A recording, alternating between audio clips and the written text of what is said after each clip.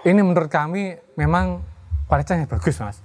Jadi yang mengatakan bagus itu bukan saya sendiri. Saya ceritakan tadi, benar-benar lomba itu juara 1 tingkat nasional. Jadi yang mengatakan bagus itu tidak saya sendiri, sudah diakui publik lah istilahnya. Dengan demikian saya juga lebih semangat lagi, Mas. Jadi memang banyak juga sudah sudah diketahui konsumen banyak yang cocok istilahnya.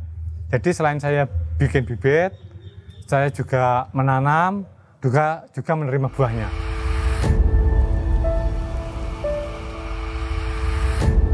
Perkenalkan Pak, saya petani apokat, nama saya Mesiat. Saya berasal dari Dusun Jagoan, Desa Ponggok, Kecamatan Ponggok, Kabupaten Blitar.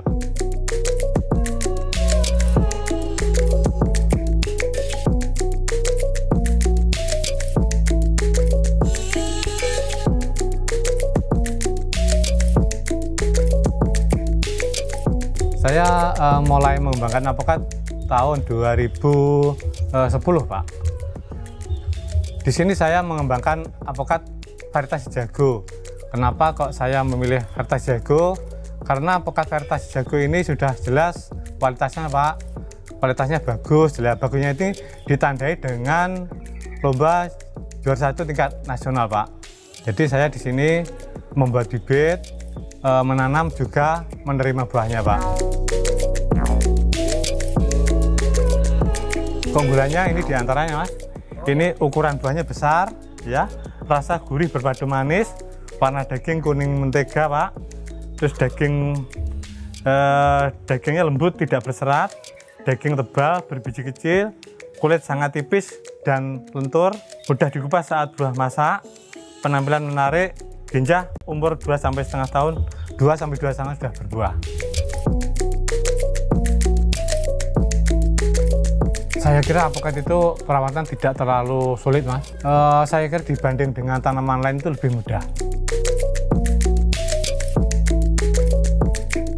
Ini saya biasanya menggunakan jarak tanam 8 meter kali 6 meter.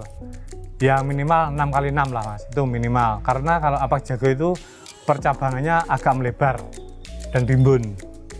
Jadi perlu jarak tanam yang agak luas. Jadi saya kalau biasa cara tanam itu, yang pertama kita buat lubang tanam dengan ukuran 1 meter kali 1 meter. Namun sebelum saya mengulas babakan cara tanam ya, ini cerita singkat dikit. Varietas jago ini kenapa saya suka mengembangkan jago ya? Ini menurut kami memang kualitasnya bagus, Mas. Jadi yang mengatakan bagus itu bukan saya sendiri, benar-benar lomba itu juara 1 tingkat nasional. Jadi yang mengatakan bagus itu tidak saya sendiri, sudah diakui publik lah istilahnya. Dengan demikian saya juga lebih semangat lagi, Mas. Di sini saya dulu tanam sedikit, sekarang terus saya kembangkan. Bahkan ini ada yang baru tanam lagi. Walaupun mungkin varietas lain banyak, tapi pilihan saya tetap varietas jago, Mas. Jadi memang banyak juga sudah diketahui konsumen banyak yang cocok istilahnya. Jadi selain saya bikin bibit, saya juga menanam, juga menerima buahnya. Jadi masalah pemasaran di jago tidak perlu khawatir, Mas. Pasarnya sangat mudah.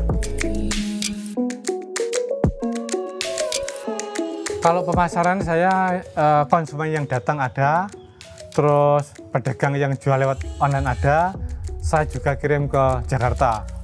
Supermarket juga minta, tapi saya belum bisa memenuhi karena produksinya masih sangat kurang, Mas. Jadi kalau saya pandang itu pasar kedepannya sangat bagus, Mas. Optimis saya.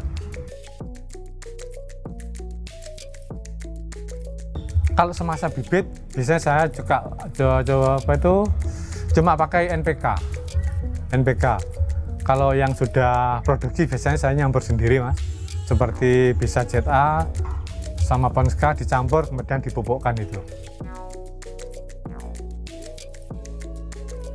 Kalau hamanya apokat itu yang identik biasanya hama ulat.